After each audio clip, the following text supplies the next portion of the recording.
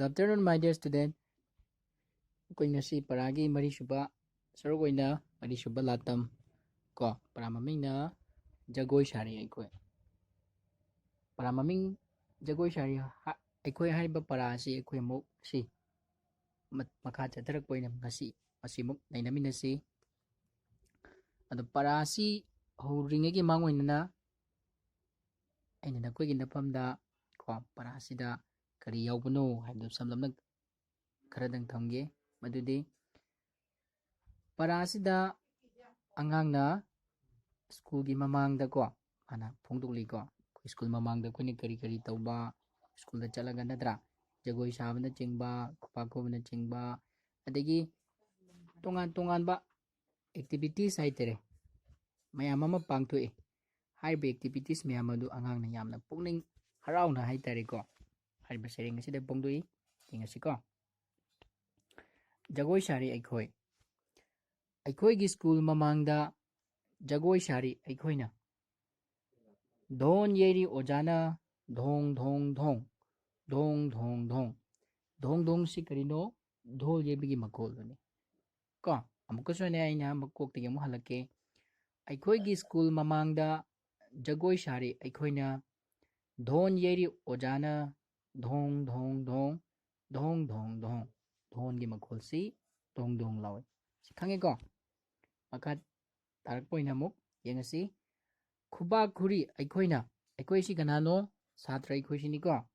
prok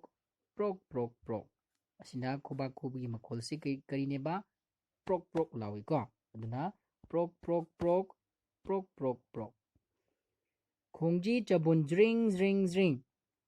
khongji di khangi dana akoi gi khongda siba ko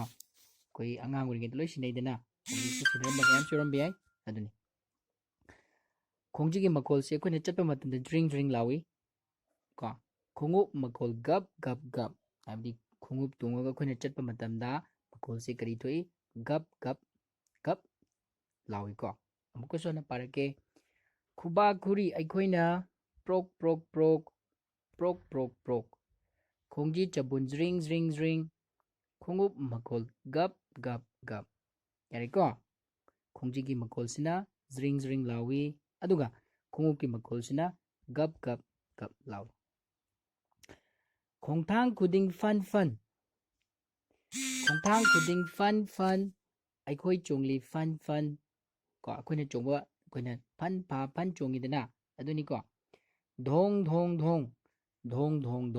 sai amuk aina mamang da su haigre dhong haibadi karino khigi dhong gi makol sini prok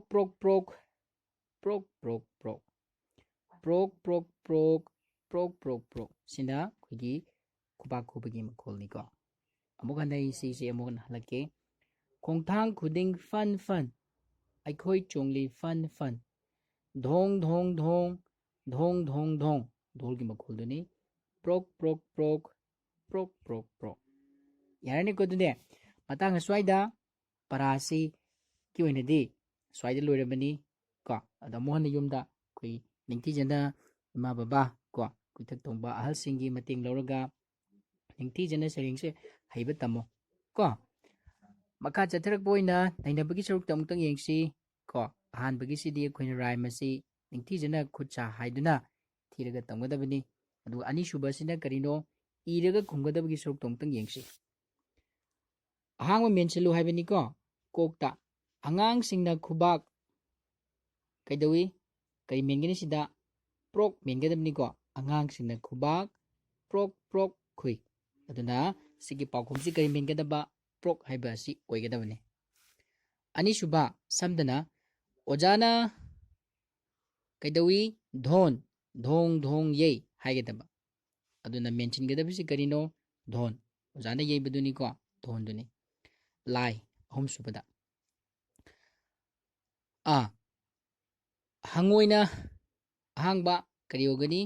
fan chongi kanana chongi ba hangoina chongba kaidawi fan launa oina chongbado adubuni ko adu targadi nasi goinadi matanga swaida parasi su loire akoina parasi ningti jana yengaga chinpada fanana ba honagadabani ꯉꯁꯤꯒꯤꯗꯤ ꯃꯇꯥꯡ ꯁ꯭ꯋꯥꯏꯗ ꯂꯣꯏꯁꯤꯜꯂꯒꯦ thank you